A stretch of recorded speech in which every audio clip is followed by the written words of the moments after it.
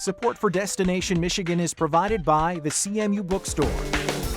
T-shirts, sweatshirts, hats, maroon and gold memories, and an official outfitter of Adidas apparel at the Central Michigan University-owned and operated CMU Bookstore. Online shopping 7 days a week at cmubookstore.com. The CMU Bookstore, online at cmubookstore.com, on campus in the University Center, and game day locations at Kelly Short Stadium and the CMU Events Center. On this episode of Destination Michigan, we're heading over the Mighty Mac and into Michigan's Upper Peninsula to take a tour of what has become known as the Shipwreck Coast. We begin our journey in Michigan's oldest city, Sault Ste. Marie, where Stephanie Mills is going to show us how these 1,000-foot freighters inch their way through the Soo Locks. Then we make our way west along Whitefish Bay and onto a stretch of land jetting into Lake Superior. Here lies the Whitefish Point Lighthouse and the Great Lakes Shipwreck Museum that's honoring the memory of those who were lost to the depths of Lake Superior. Then we'll make a stop in the sleepy town of Paradise and pay a visit to the picturesque Tahquamenon Falls State Park. And finally, we'll stop in the town of Munising, where the Pictured Rocks National Lakeshore is attracting visitors in every season. We're taking you into Michigan's great frontier right now on Destination Michigan.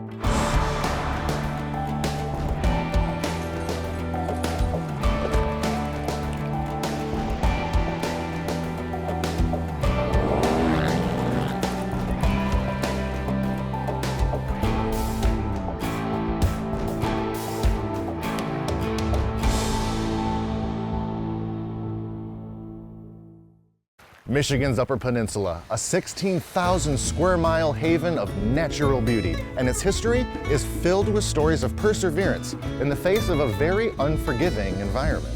And over the years, more and more people have made their way across the Mighty Mac to take in the bounty of experiences that this area has to offer.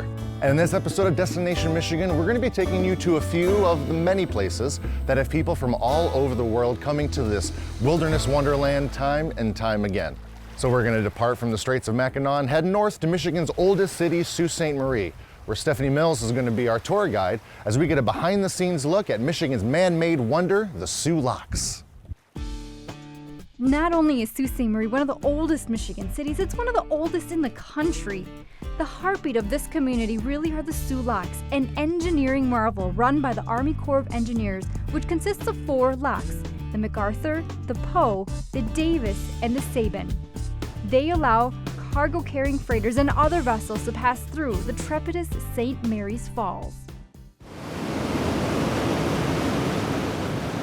Shipping is a very efficient mode of transportation for several different reasons. A 1,000-foot freighter can move 70,000 tons of cargo in one load, and it can move it from Duluth, Minnesota to some port in Lake Erie in just a few days. It's very efficient from that perspective.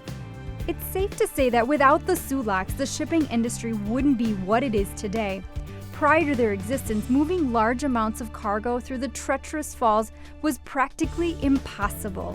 The St. Mary's Falls is a fairly steep rapids. It drops about 21 feet, just over a mile in length.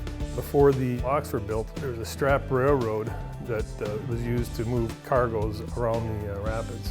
So there was a warehouse area kind of at the foot of the rapids. Then they would move these different cargoes back and forth. With the discovery of iron ore and copper in the 1840s, the need for a lock became more and more apparent. The first lock was built in 1855 by the state of Michigan. The federal government gave the state a land grant of 400,000 acres to use to raise money to pay for that. The Army Corps of Engineers at that time put in the piers and then also dredged the river for shipping. Around 1880, the property transferred to the federal government. And since that time, there's been several different lock projects here.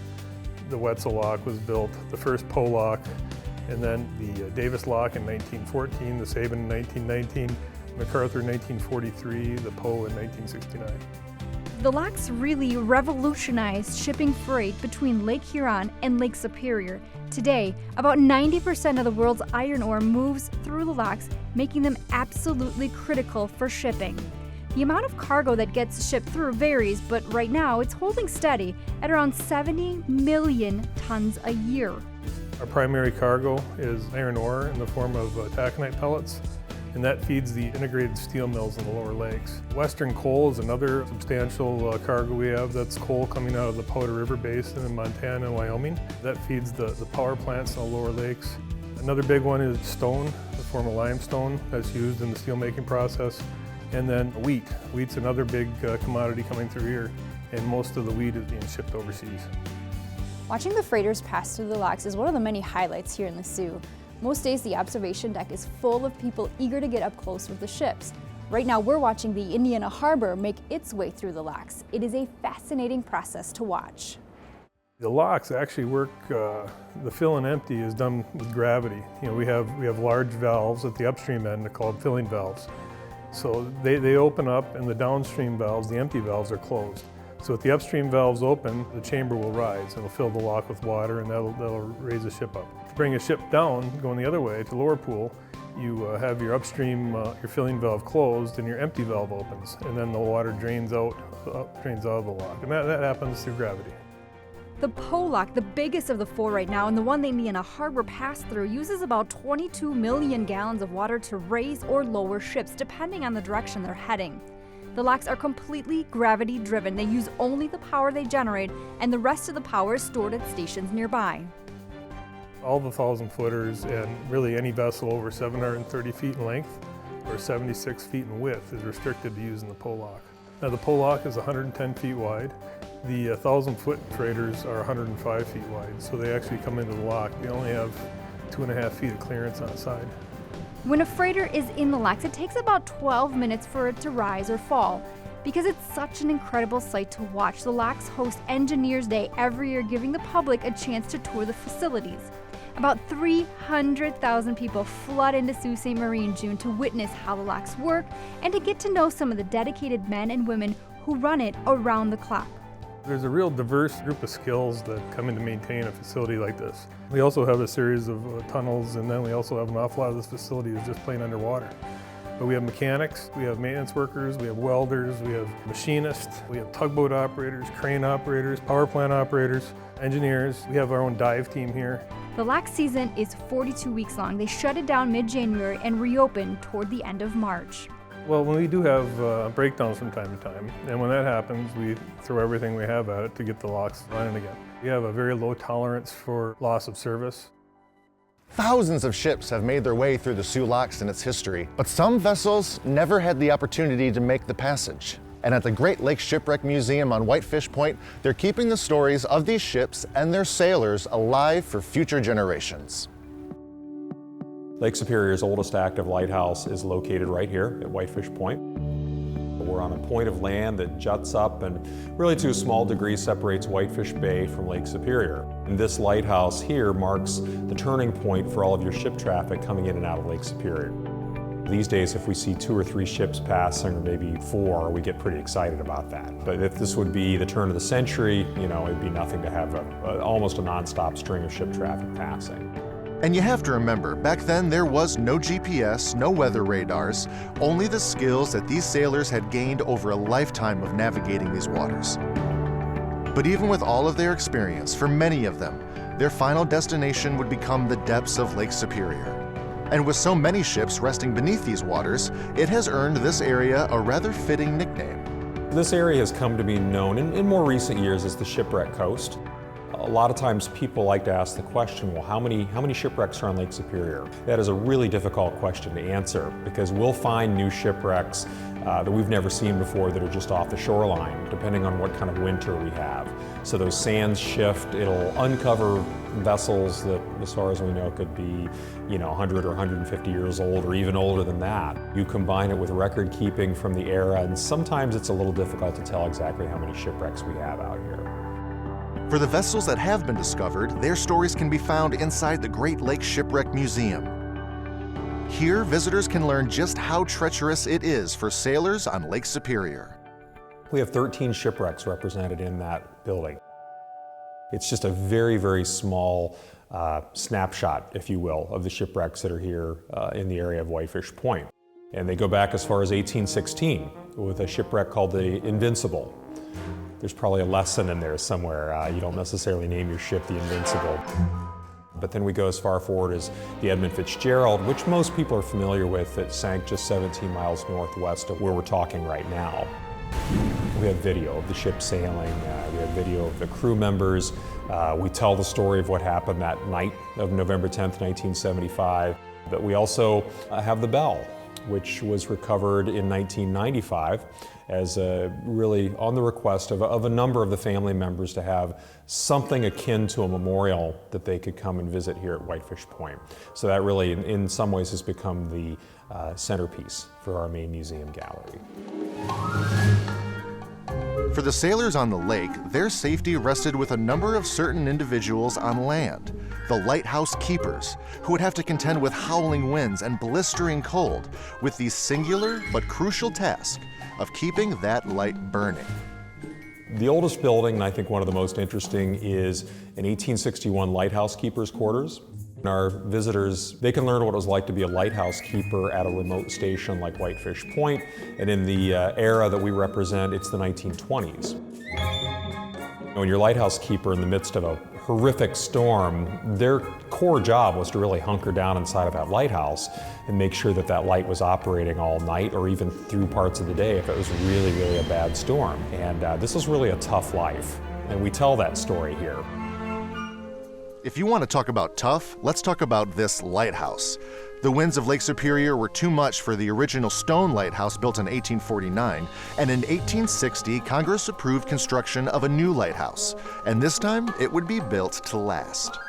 The tower is original from 1861. It's an iron tower. The only thing that's changed is how the light operates. Originally, it was built for an oil lamp, and it actually used whale oil. And it's gone through many different generations. It changed to kerosene, it went to electricity. Right now, well, it's a big giant LED light bulb, and it's still under the jurisdiction of the Coast Guard. It's still an active aid to navigation. The Coast Guard comes out and checks it, and they have huge battery storage banks that keep the light lit at night. At night, it blinks twice about every 20 seconds or so. When you're atop the lighthouse looking out over Whitefish Point, it becomes abundantly clear what's drawing thousands of people each season to this spot at the end of the road. This area truly is a magnet for the curious. I think there's any number of reasons that people come up to visit. We have people that are coming up that just come to walk the beach, and they read some of our panels outside of the museum, and that encourages them to come inside and learn more about these shipwrecks. And there are so many of the wrecks, and each one has a different dramatic human story that goes along with it. And I think that's what really draws people. And a great number of these wrecks had a number, if not all, the people surviving. And then there's also a great number of them that are particularly tragic stories where you might have all the crew members went down with the ship, or in some cases you'll have situations where you might have one survivor. And the discoveries are not over yet. The Great Lakes Shipwreck Historical Society is equipped with their own 47-foot survey vessel, the RV David Boyd, and they are certain that more ships like the Invincible, the Independence, and others will soon have their stories brought to the surface. We're always looking for ships that we know have gone down in certain areas, so that gives us a starting point to really be searching. So that will be ongoing. So I'll predict that we'll find more shipwrecks, and I think that's a safe bet because they're out there. I feel very, very fortunate to be here. And I think any of us who work here do. It's more than just a job. We have buildings to maintain. We have hundreds of guests that come through every day, so we just want to make sure that everyone has a wonderful experience and they're learning about shipwrecks and maritime history as they visit our site. But I think what goes through my mind when I'm up in that tower and I'm looking out over those waves is really the immensity of Lake Superior. Because you're 80 feet up in that tower, you're walking in the footsteps of those lighthouse keepers, and it's hard not to take that all in when you're up there. Whitefish Point is also the home to one of Upper Peninsula's most majestic natural wonders. Just outside the town of Paradise, a short walk will bring you to the banks of the Tahquamenon River and their awe-inspiring waterfalls. It may be a rather chilly fall morning here in the Upper Peninsula, but a little inclement weather isn't going to stop folks from taking in this view. This is the crown jewel of Tahquamenon Falls State Park, and people are coming from all around the world to experience this stunning natural wonder. The Tahquamenon River encompasses about 800 square miles of a watershed, so it's a relatively large watershed. All of the water you see going over the waterfall and in the river is coming from precipitation. So anytime it rains anywhere in that 800 square mile watershed, it's going to work its way into the river. So the river itself is over 90 miles long. It actually starts a bit west of Newberry and then drains into Lake Superior. The state park resides in a nearly 50,000 acre span of UP wilderness. It's the second largest state park in Michigan, and at 50 feet high and 200 feet across, the Upper Falls ranks as one of the largest falls east of the Mississippi. The banks of the Tahquamenon are filled with spectators today, but 100 years ago, it was a much different story. The history of our area is primarily logging. Loggers were in our neck of the woods in the late 1800s, roughly. They utilized the Tahquamenon River to transport logs from the Newberry area all the way out to Lake Superior.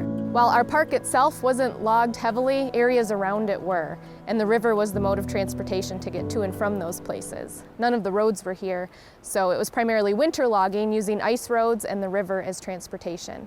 If you were to hop in the river here and go down, it would be about 17 miles out to Lake Superior. It took about a month to float a group of logs out to the sawmills, which were at the mouth of the river. There's also some Native American history here. Native Americans would tap the sugar maple trees in the spring. They would utilize this lower falls area for fishing and also transportation as well. As the story goes, the name Tahquamenon is actually based on an Ojibwe word, meaning dark berry, referring to the dark color of the water. Tribes were drawn to this area for its resources, such as the abundance of fish here at the lower falls. 4 miles downriver from the upper falls, they may not be as large, but they're just as beautiful. So right now we're at the lower falls, which is one of 2 day-use areas here at Tahquamenon. A lot of folks will go to the upper falls, which is the bigger waterfall here, and the lower falls is smaller but a lot prettier. When people come into the lower falls, they'll often have questions about where they are, what kind of animals are here, the wildlife, the various dead trees that everyone sees when they come into the Upper Peninsula. So there are some interpretive signage along the half-mile walk to get to see the lower falls. And the interpretive signage will explain about what they can expect to see, some of the year-round challenges that the wildlife here has in order to survive. So some pretty interesting tidbits along the way. One fact we were curious about was exactly how much water makes its way over the falls every day. Needless to say, it's a lot. U.S. Geological Survey maintains a gauging station just upstream from the upper falls, and anyone can go online and see what the cubic feet per second is at any given time of year. Right now, there's about 7,000 gallons per second coming over the waterfall. The record flow in the springtime is usually between 25 and 40,000 gallons per second. So once our 200 inches of snow melts and it starts raining in the spring, the waterfall really picks up.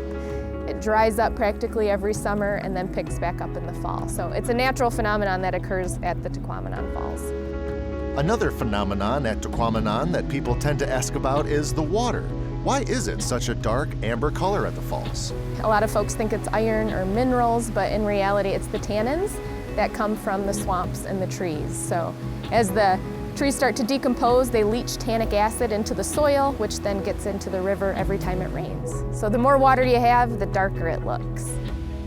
And with the falls becoming a must-visit for anyone traveling through the eastern UP, the DNR doesn't expect attendance to slow anytime soon. Our visitation is slowly growing over the years. Last year we were just below 600,000 visitors. This year we'll probably be close to that or more. A lot of folks are actually from Michigan and they're bringing their family and friends. They haven't been here in 10 years, so they want to bring their kids or their grandkids. And then there's folks from all over the world too. So many are from the Midwest, but we get those from China, Russia. A lot of Europeans are coming over. So we're seeing a very diverse visitation over the course of the season.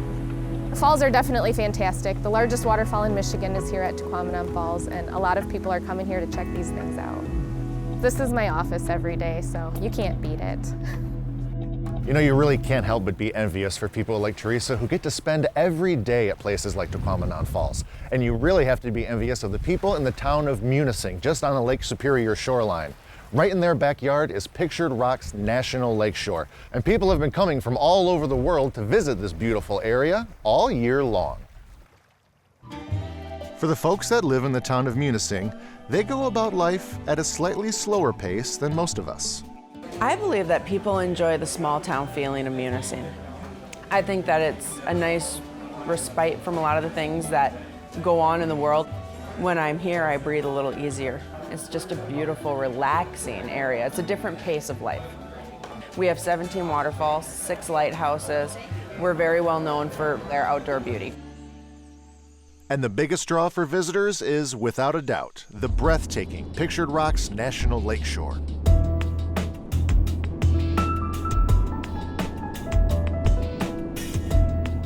We have about 42 miles of really pristine Lake Superior shoreline. So we have the sandstone cliffs. A lot of the sandstone that's here makes up the bedrock, and that was deposited roughly about 400 to 600 million years ago or so. Most recent forces to act on it was the glaciers. And so the glaciers carved out the Great Lakes basins. Just depending on where that meltwater was going when the glaciers retreated, the wind, the waves, that kind of formed the cliffs that you see today. Pictured Rocks offers plenty of opportunities for those who live for the outdoors. In fact, being an avid outdoorsman is almost a prerequisite if you plan on calling Munising home. I feel as if people who want to live in this area are people who enjoy their privacy, they enjoy peace and quiet, and you have to enjoy the outdoors. So if you live here, if you want to live here, not if you wouldn't want to live here, if you want to live here, you have to enjoy getting outside. During the summer months, people love spending their days walking the endless supply of trails and searching for the waterfalls that pepper the entire lakeshore. But as the weeks pass and the dark days of winter start to descend, the spirit of adventure that this area inspires only grows stronger.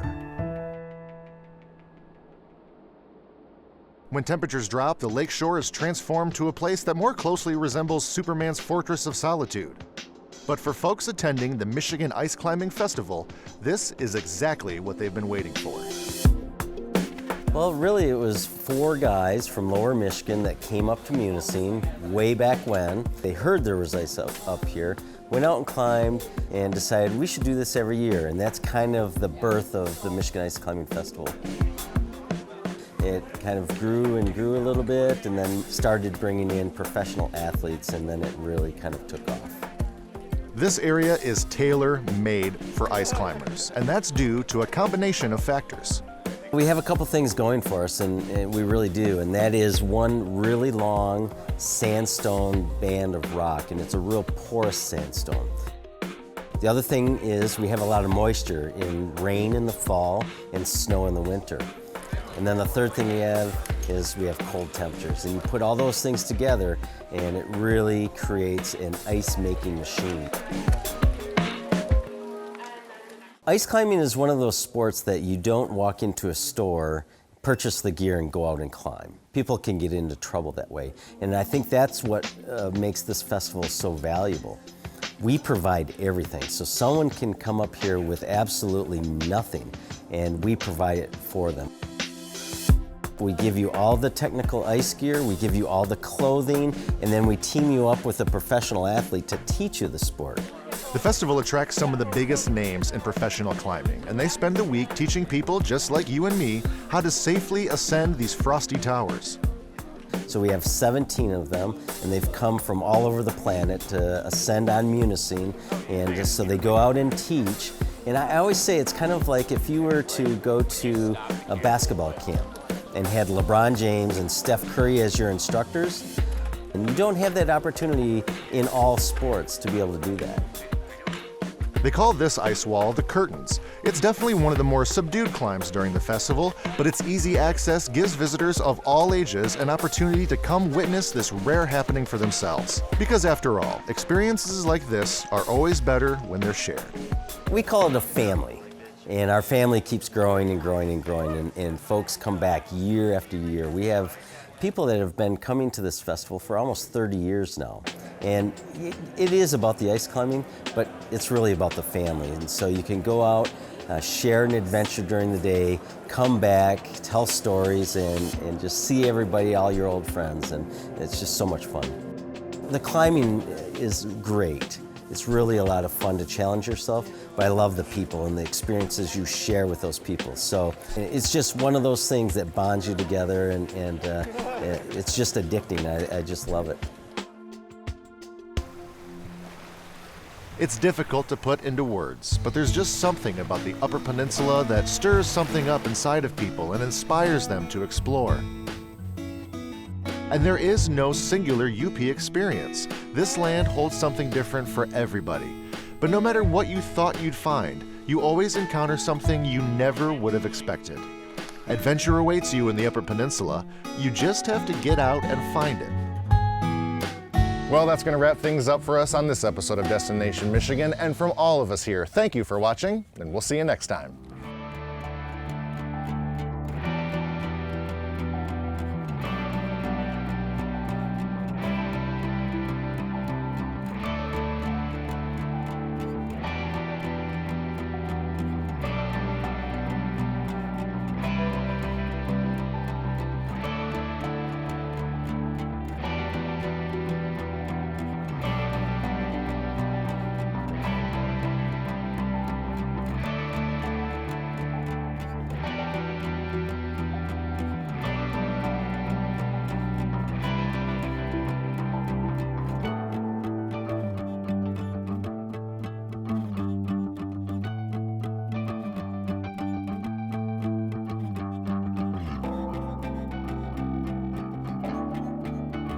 Now you can enjoy the Destination Michigan experience anytime, anywhere, online. Just go to pbs.org or download the PBS app to your smartphone or tablet.